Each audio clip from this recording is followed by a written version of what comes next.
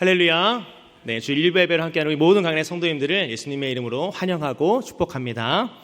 네, 여러분 혹시 린드버그 수술이라는 수술을 알고 계시는지요?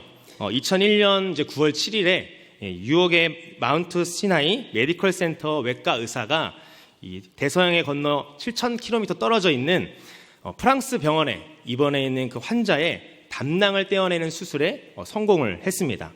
광섬유로 연결된 아주 작은 그 수술칼을 이용해서 유혹에 앉아서 프랑스에 누운 환자를 수술한 것이죠.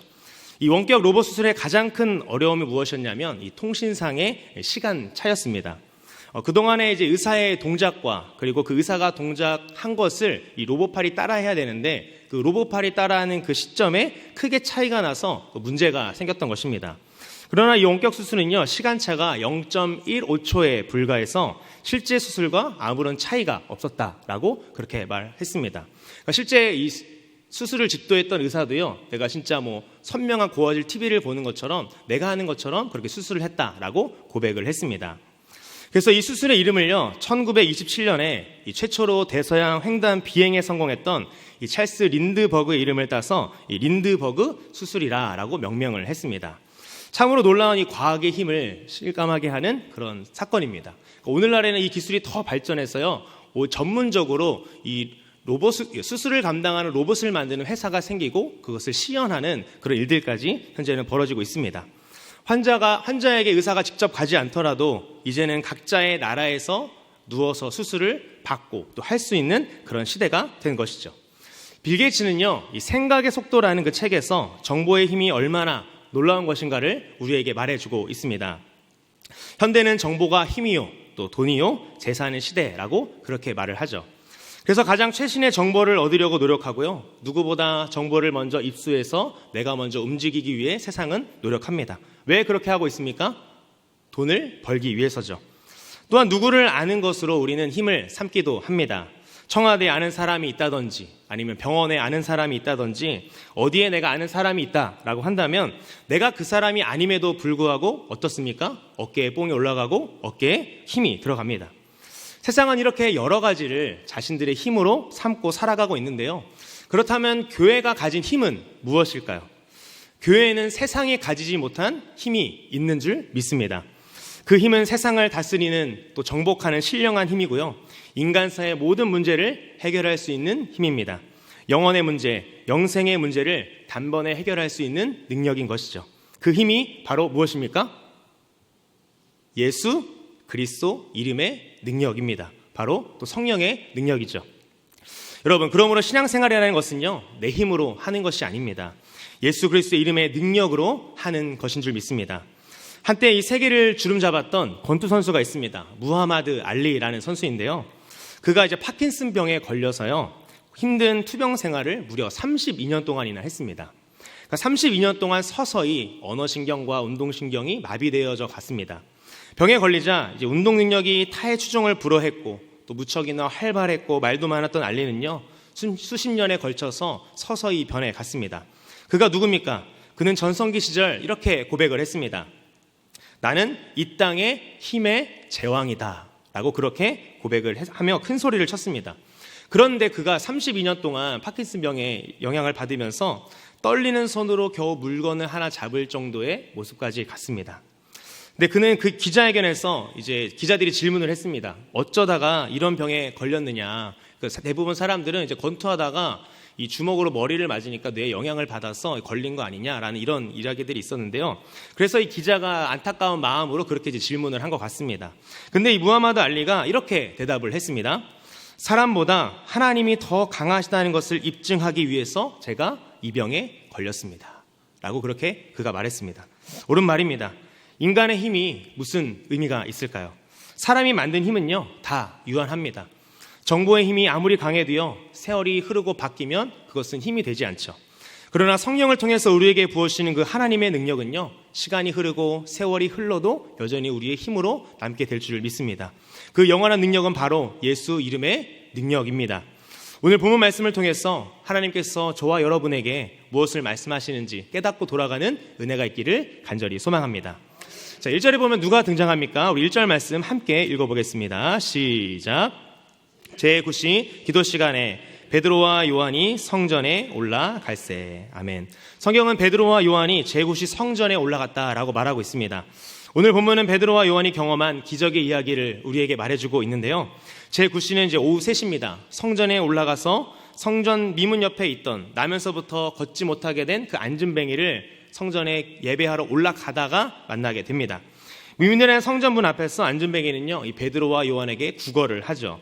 베드로와 요한은 평소와 다르게 그 안진뱅이를 주목하여서 이렇게 말을 합니다. 우리 6절 말씀 함께 읽어보겠습니다. 베드로가 이르되 은과 금은 내게 없거니와 내게 있는 이것을 내게 주노니 나사렛 예수 그리스도의 이름으로 일어나 걸으라 하고. 아멘. 베드로가 선포하면서 그 안진뱅이를 일으키니까요, 안진뱅이의 발과 발목에 힘을 얻어서 그가 뛰어서서 걸으며 하나님을 찬양하며 성전 안으로 들어갔다라고 말합니다. 이 모습을 본 많은 사람들이 놀랐습니다. 저 사람은 나면서부터 못 걸었는데 어떤 일이 있었길래 걷기도 하며 뛰기도 하는가라는 거죠. 걷는 것만 해도 놀라운데 그 사람이 뛰고 있으니까 더 놀란 것입니다.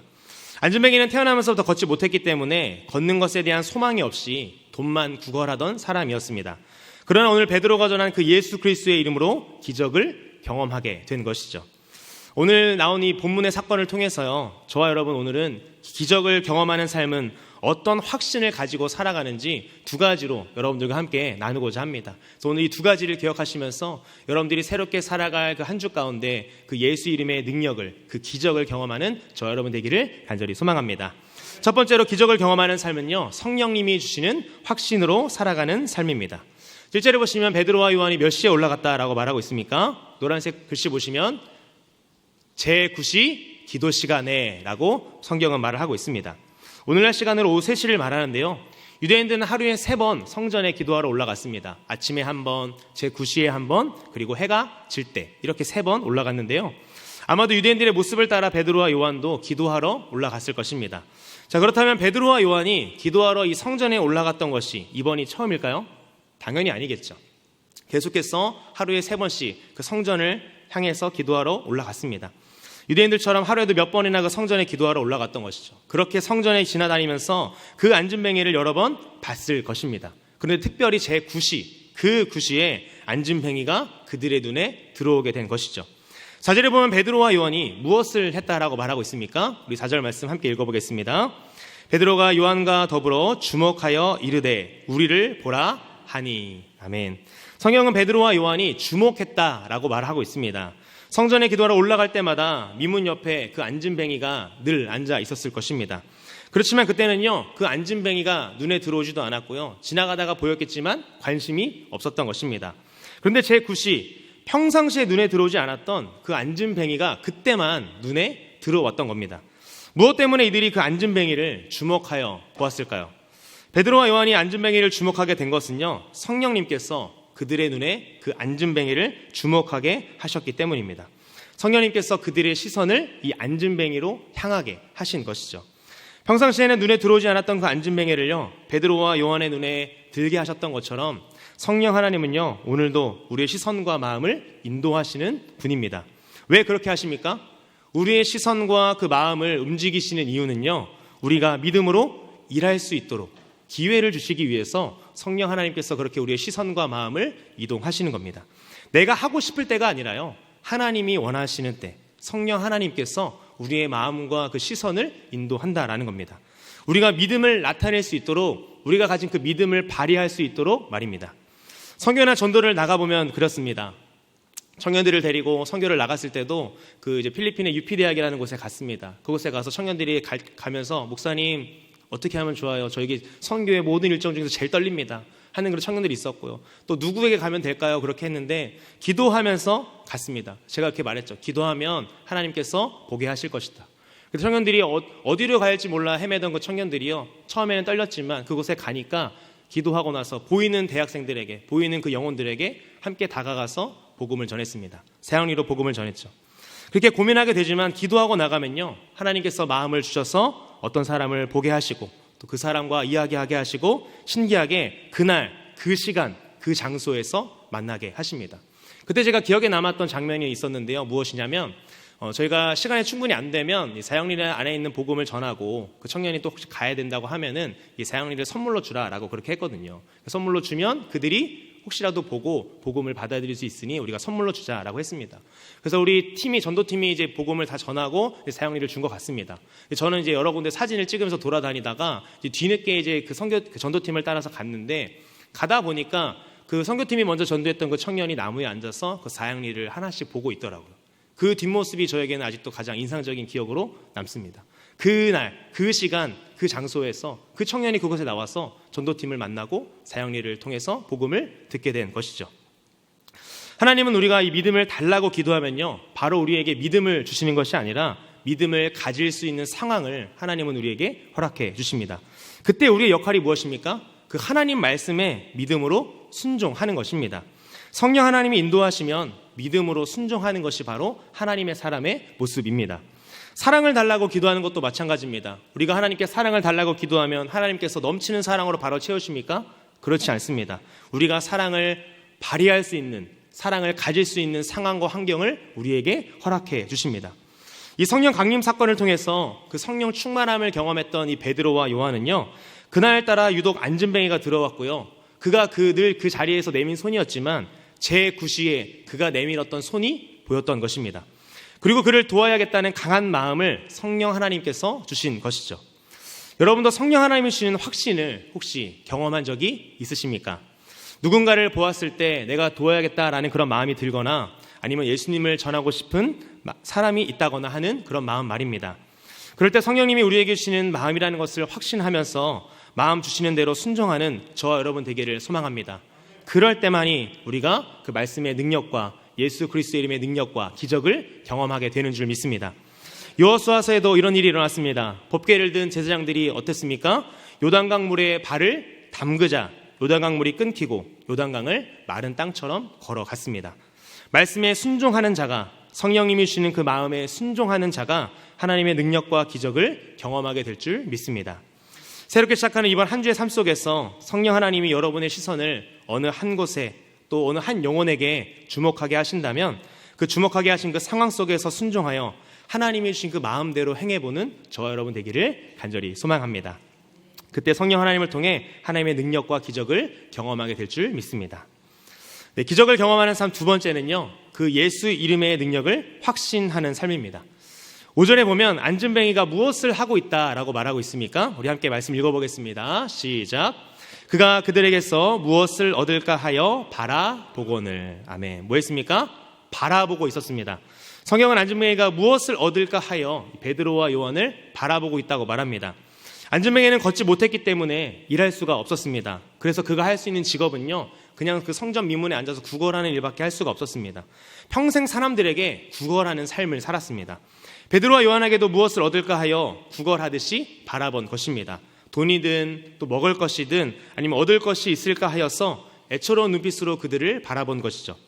그 당시에는 이 바리새인들에게 이 외식과 허례 의식에 구제비가 있었습니다. 그들은 주머니를 하나 더 차고 이제 외출할 때 나갔는데요. 그 주머니는 어떤 주머니냐면 이 구제 주머니입니다. 그 주머니는 이제 구제비를 담은 주머니인데요. 가난한 자를 돕기 위함이라기보다는요, 사람들에게 칭찬을 받기 위해서 지나가다가 그런 구걸하는 사람들이 있으면 그 구제비 주머니에서 돈을 꺼내가지고 그들에게 줬습니다.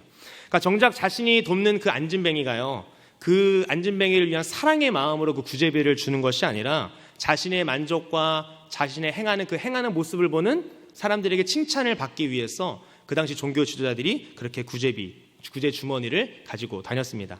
안진뱅이는 그런 종교 지도자들의 외식이라도 그들을 통해 받는 구제비를 구걸했던 것이죠. 그렇게 베드로와 요한을 바라본 것입니다. 6절에 보면 이 구걸하는 안진뱅이에게 베드로와 요한이 뭐라고 말합니까? 우리 한번 읽어보겠습니다. 시작.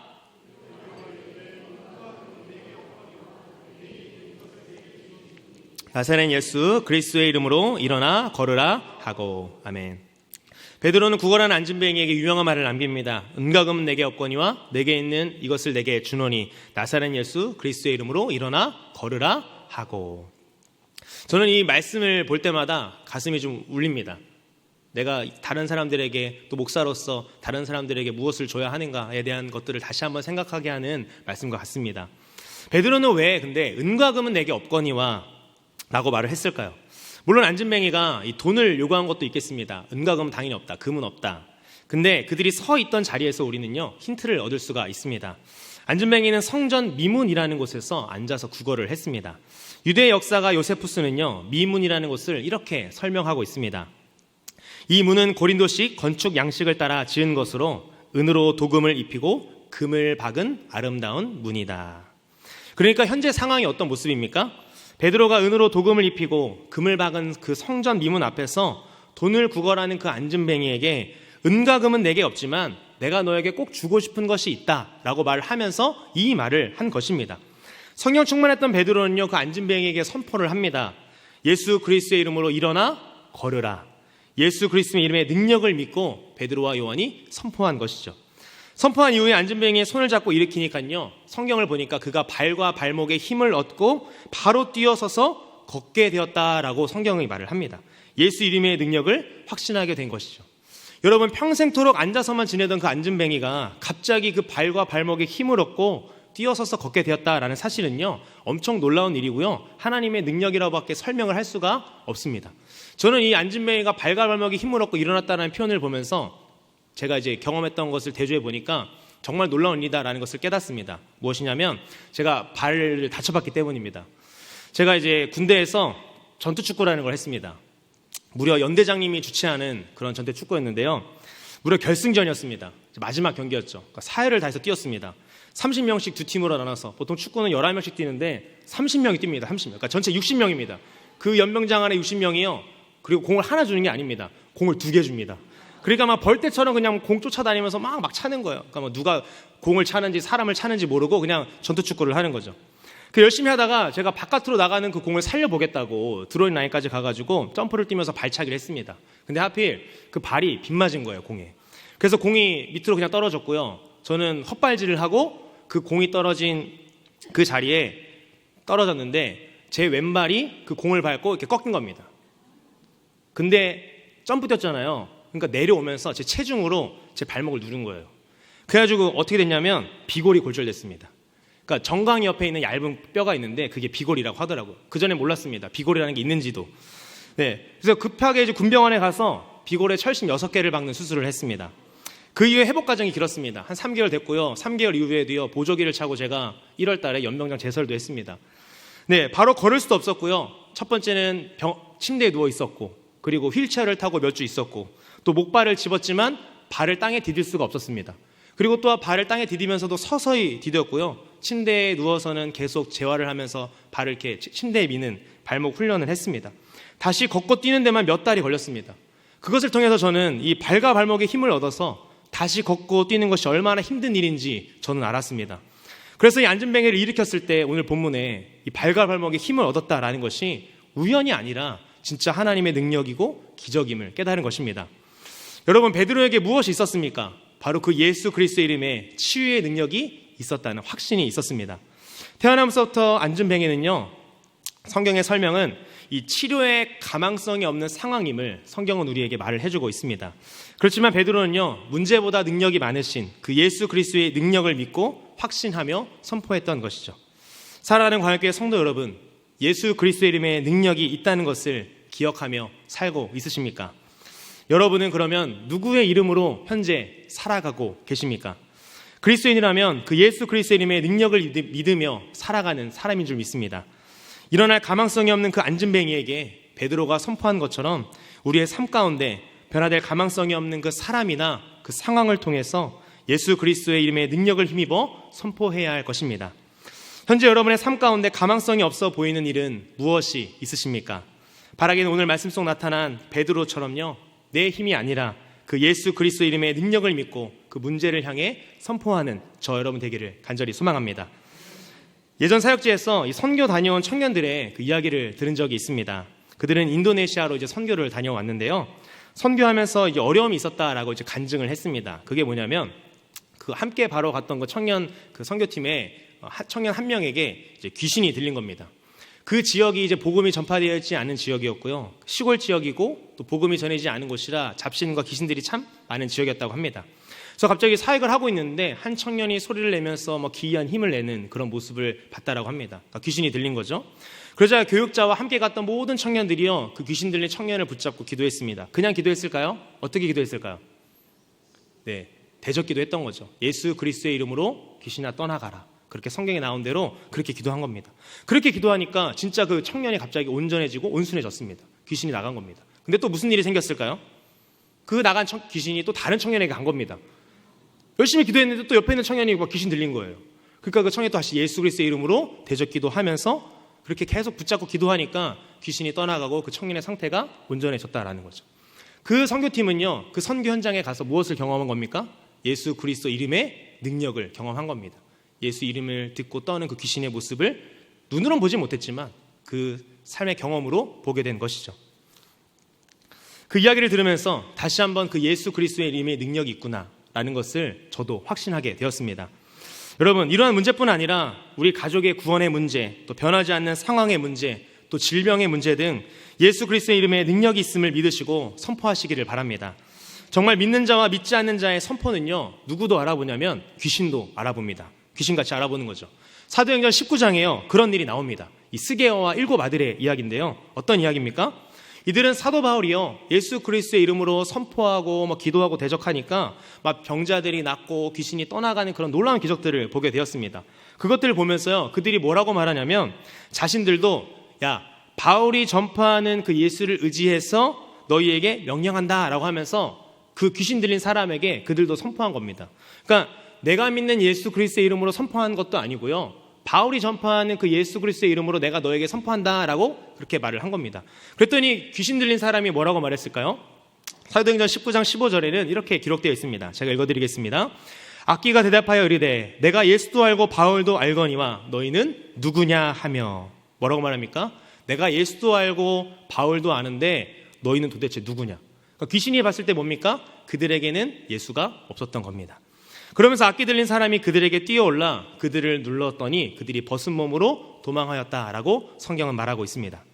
그들은 자신들이 믿는 그 예수 그리스도의 이름의 능력을 선포한 것이 아니라 바울이 전하는 예수를 의지한다라고 말했습니다. 무슨 말입니까? 예수 이름의 능력은 예수 그리스도를 구주로 믿는 하나님의 자녀들에게만 그 능력이 있다라는 것입니다.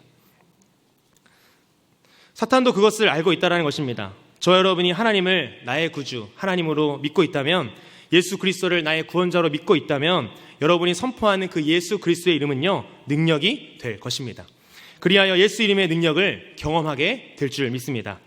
질병을 향해서, 또 풀리지 않는 그 문제들을 향해서, 또 가족의 구원을 위해서, 또 믿음의 자리를 떠났던 우리의 지체들을 위해서, 동역자들을 위해서 예수 그리스도의 이름의 능력을 의지하여 선포함으로 말미암아 그 예수 그리스도의 이름의 능력을 경험하는 저 여러분 되기를 간절히 소망합니다. 말씀을 맺겠습니다. 오늘 말씀을 통해서 기적을 경험하는 삶은 어떤 확신을 가지고 살아가야 되는지 2가지로 함께 살펴보았습니다. 기적을 경험하는 삶은 성령님이 주시는 그 확신으로 살아가는 삶이었고, 예수 이름의 능력을 확신하는 삶이었습니다. 성전에 기도하러 자주 지나가던 길이었지만 성령 하나님은 유독 제9시에 베드로와 요한이 안진뱅이를 주목하게 하셨습니다.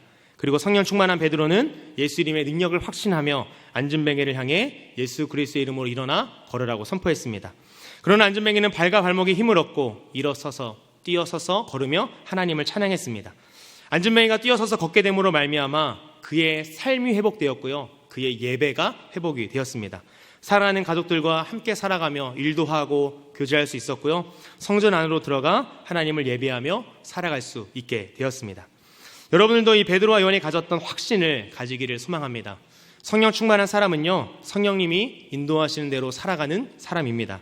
보게 하시는 것들을 보고요, 또 시선을 주님이 원하시는 것으로 돌리고요, 또한 주님이 가졌던 그 마음을 가지고 살아가는 사람입니다.